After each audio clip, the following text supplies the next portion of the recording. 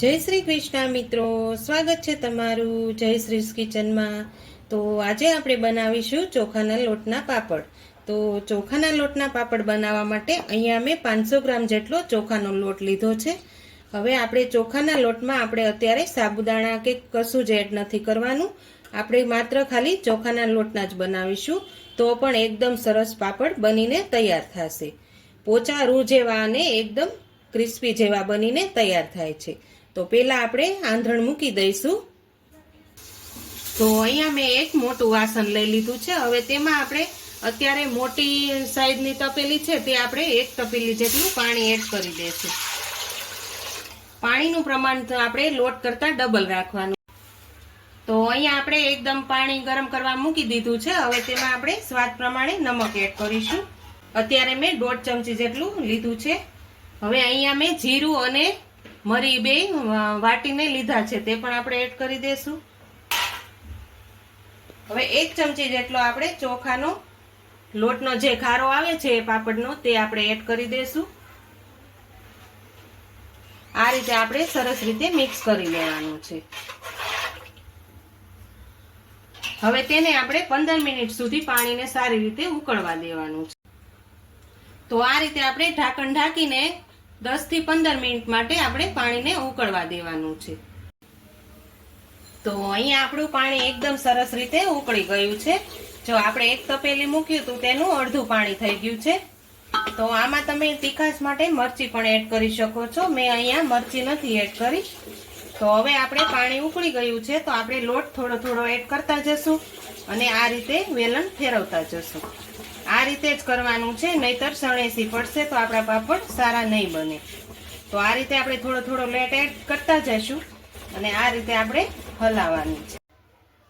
તો અહીંયા આપણે એકદમ સરસ રીતે ચોખાના લોટને સરસ રીતે મિક્સ કરી લીધો છે। હવે તેને આપણે આમાં ને આમાં આપણે 10 મિનિટ સુધી બફાવા દેવાનો છે।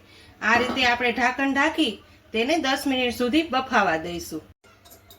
તો અહીંયા આપણે 10 મિનિટ સુધી એકદમ સરસ ખીચીને બફાવા દીધી હતી, તો બફાઈ પણ સરસ ગઈ છે। હવે આપણે ગેસ બંધ કરીને આમાંથી આપણે થોડુંક ખીચું બહાર કાઢી લઈશું। આ રીતે આપણે થોડું થોડું જ ખીચું બહાર કાઢવાનું છે અને ફરીથી આપણે આ તેને ઢાંકણ ઢાંકીને રાખી દેવાનું છે।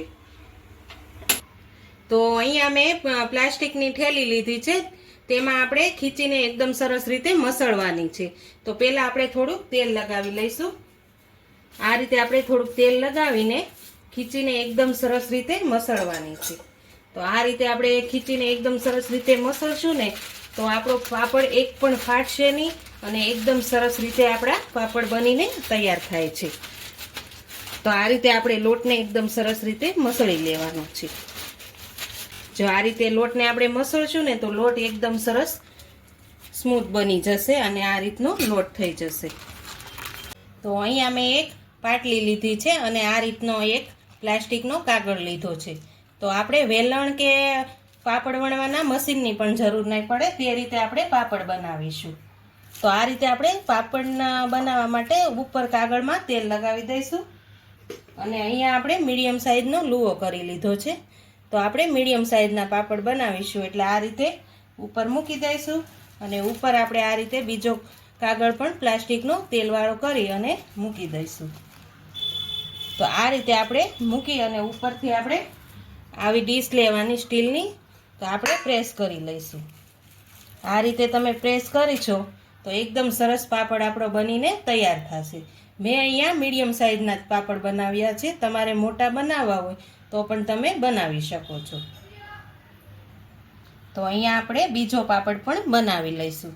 તો આ રીતે આપણે બધા જ પાપડ બનાવીને તૈયાર કરી લઈશું। અત્યારે આપણે પાપડને પંખા નીચે સૂકવવાના છે, પછી આપણે થોડાક સુકાઈ જાય પછી એક દિવસ તમે તડકામાં સૂકવશો તો પણ ખૂબ જ સરસ સુકાઈ જશે। તો આ રીતે આપણે પાપડને બનાવી લેવાના છે। તો હું અત્યારે બધા જ પાપડ આ રીતે બનાવી લઉં છું। તો અહીંયા મેં બધા જ પાપડ એકદમ સરસ રીતે બનાવી લીધા છે। હવે તેને આપણે સુકાવા દઈશું। તો અહીંયા આપણે પાપડ એકદમ સરસ રીતે સુકાઈ ગયા છે। મેં તડકામાં એક દિવસ સુકાવા દીધા હતા, તો જો તમે એકદમ સરસ રીતે આપણા પાપડ સુકાઈને તૈયાર થઈ ગયા છે। આ રીતના બધા જ પાપડ મેં નાના નાના બનાવ્યા હતા તે ખૂબ જ સરસ પાપડ બનીને તૈયાર થઈ ગયા છે. હવે આપણે તેને તળીને હું તમને બતાવીશ. તો અહીંયા મેં તેલ ગરમ કરવા મૂકી દીધું છે. આપણે એકદમ સરસ રીતે તેલને ગરમ કરી લેવાનું છે, પછી જ આપણે પાપડને તળવાના છે. તો અહીંયા આપણું તેલ એકદમ સરસ રીતે ગરમ થઈ ગયું છે. હવે આપણે પાપડને તળી લઈશું. જો આપણા પાપડ નાના નાના બનાવ્યા હતા તો ફૂલીને કેવડા મોટા સરસ બનીને તૈયાર થયા છે. તમે પણ આ રીતે ઘરે જરૂરથી ટ્રાય કરજો. હવે આપણે બીજા પાપડ પણ આ રીતે બધા જ તળી લઈશું. તો તૈયાર છે આપણા અહીંયા ચોખાના લોટના પાપડ. તો જો તમને મારી આજની રેસીપી પસંદ આવી હોય તો મારા વિડીયોને લાઈક કરજો, વધુમાં વધુ શેર કરજો, અને હજુ સુધી મારી ચેનલને સબસ્ક્રાઈબ ન કરી હોય તો પ્લીઝ સબસ્ક્રાઈબ કરી દેજો અને કોમેન્ટ કરીને કહેજો કે તમને મારી આજની રેસીપી કેવી લાગી.